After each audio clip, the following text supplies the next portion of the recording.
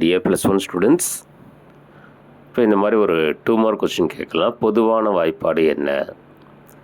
Monohydric alcohol.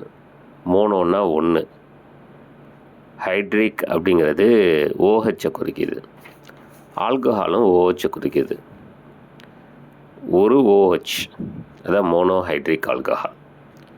இதுக்கு என்ன பொதுவான வாய்ப்பாடு அப்படின்னா ROH. அவ்வளோதான், முடிஞ்சு போச்சு. அலிஃபேட்டிக் கீட்டோன்கள். கீட்டோன் அப்படின்னா C+O. அதோட 2 பக்கத்துலேயும் அல்கைல் குரூப், அதாவது R போட்டுக்கணும். அப்போ